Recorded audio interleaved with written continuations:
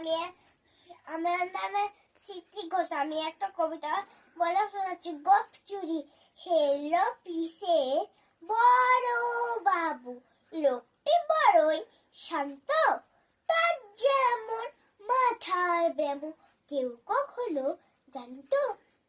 দিব্যি ছিলেন কোষ মেজাজে, চেহার কানি চেপে একলা বসে ঝিমঝিমিয়ে হঠাৎ গেলেন খেপে।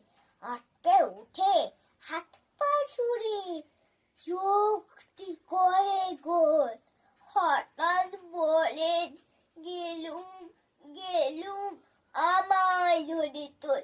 তাই শুনে কেউ বুদ্ধি ডাকে, কেউ বাহাকে পুলিশ, কেউ বাহা বলে কামড়ে দেবে সাবধানে তুলে। ব্যস্ত সবাই এদিক ওদিক, হচ্ছে ঘোরা ঘুরি। বাবু বলে, ওরে আমার গোপ গেছে চুরি। গোপ হারানো আজব কথা, তাও কি হয় সত্যি? গোপ জোড়া তো কোথায় তেমনি আছে, কোন নিয়ে রক্তি। সবাই তারে বুঝিয়ে বলে, সামনে ধরে আইনা। মোটেও গপ হয়নি চুরি, কখনো তা হয় না। রেগে আগুন, তেলে বেগুন, তেলে বলে তিনি। কারা গাধার ধার ধারিনি, সব বেটাকেই চিনি। নোংরা ঝাঁটা, খ্যাংরা ঝাঁটা, বিচ্ছি যায় ময়লা, এমন গোপ রাখতে জানি শ্যামবাবুদের ঘরে।